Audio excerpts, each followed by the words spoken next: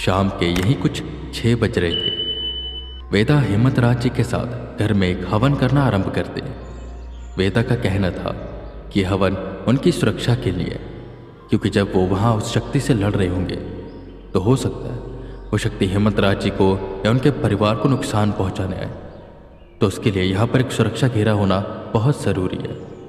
उसके लिए वो घर के सारे सदस्यों के, यहाँ तक कि उनके नौकरों को भी कलावा बांधते हैं, तिलक लगाते हैं, घर के चारों तरफ 4 नारियल रखते हैं, जिससे एक सुरक्षा घेरा बन जाए।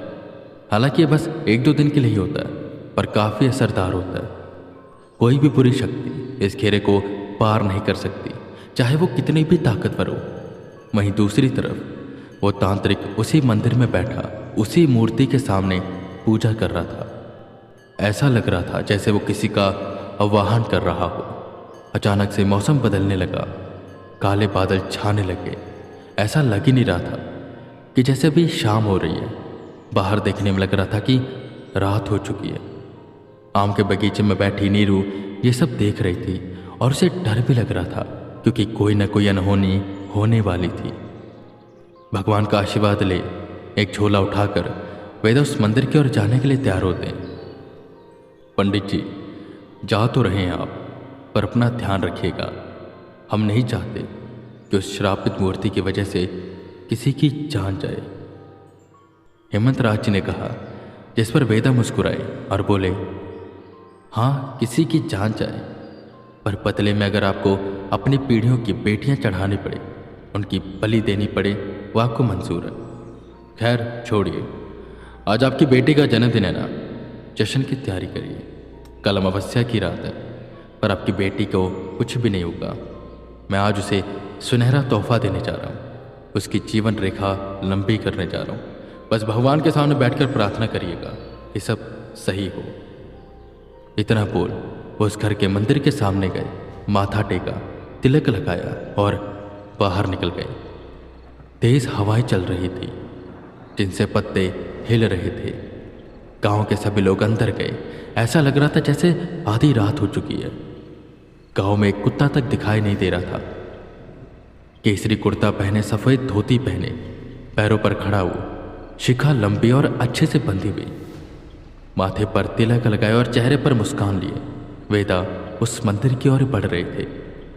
वहां वो तांत्रिक तेजी से आह्वान कर रहा था। उसने अपने खून की कुछ बूंदें आग में डाली, अपना मांस काटा और मूर्ति पर चढ़ाया, जिसे वो तुरंत उसे खा गई।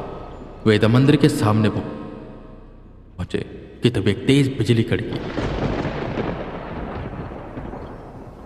और उनके ठीक सामने कड़की। वेदा दूर हुए और एकदम से उन्हें एक एनर्जी सेंस हुई। वेदा ने गौर से देखना शुरू किया। जो बिजली वहां पर कड़की थी, उसकी रोशनी काफी तेज थी, जिससे उनकी आंखें चौंधिया गई। धीरे धीरे रोशनी कम हुई और वेदा को दिखना शुरू हुआ तो उनके सामने कोई खड़ा था। आधा इंसान और आधा सांड, मतलब नीचे का धड़ पूरा इंसान का, जो बिल्कुल हट्टा कट्टा था, मसल्स फूले हुए थे और पेट पर एब्स बने थे। वहीं उसका सर सांड का था।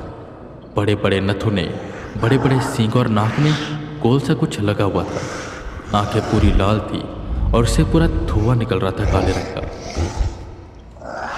पीछे से हंसते हंसते वो तांत्रिक आया। वेदा बस उस तांत्रिक को देखते और समझ जाते हैं कि इसी ने इसे बुलाया होगा। क्या हुआ पंडित, हो गई पेंट डेली? दैत्य को देखकर किसी की भी पेंट गीली हो सकती है। ये दैत्य नर्क का पहरेदार है, जिसे मैंने खास यहाँ पर बुलवाया ताकि तुम्हें ठिकाने लगा सके। बहुत ताकतवर समझते हो ना खुद को? अब आओ, लड़ो उससे। वो सांड वेदा की ओर बढ़ा और उसने जोर से सींग वेदा को मारा। इससे पहले वेदा खुद को संभाल पाते, उसके वार से वेदा दूर जाकर गिरे। बस पंडित, निकल गई ना हवा। दक्षिणा लेते चले जाते, फालतू का ही वचन कर लेते। उस मूर्ति को खंड खंड करोगे। जाओ घंटी बजाओ, तुम्हारे बस का कुछ नहीं है। वेदा को यह टोंट सुन बहुत गुस्सा आया। वो खड़े हुए और तेजी से भागते हुए सांड की ओर आने लगे।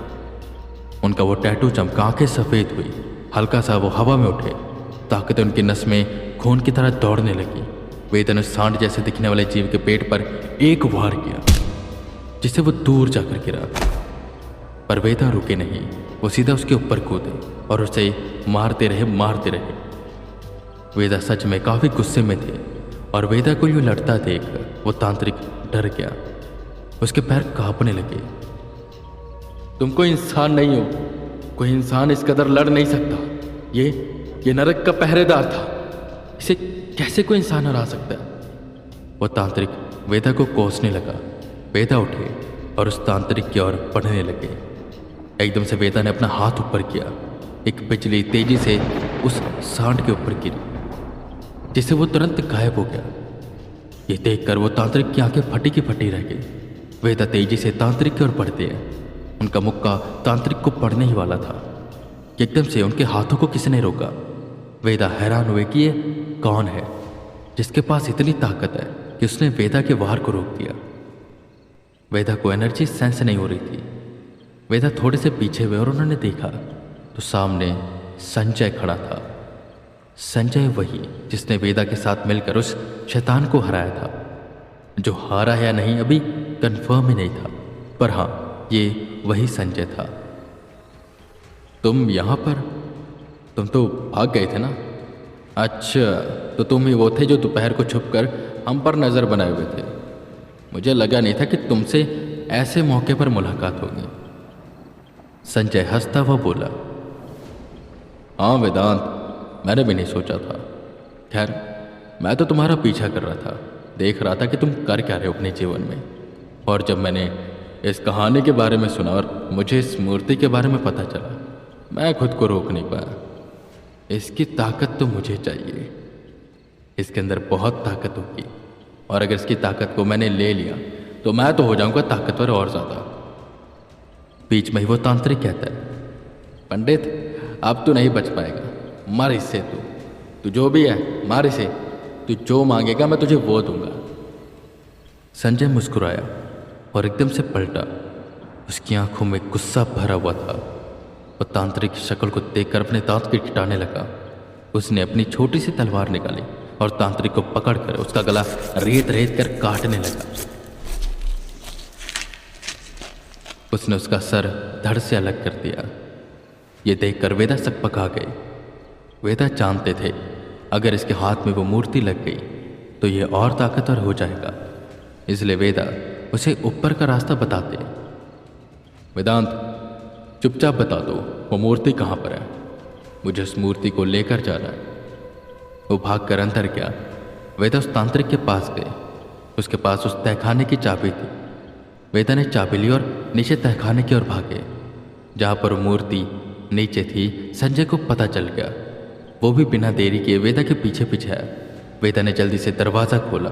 पीछे से संजय भी आ गया। वो दोनों लड़ते लड़ते दरवाज़ा खोलते और अंदर जाते हैं। और वो लड़ने में इतना व्यस्त थे कि आसपास क्या हो रहा वो देख ही नहीं पाए। और जब उन्हें देखने का मौका मिला तो वो सब देखकर उनकी रूह कांप गई।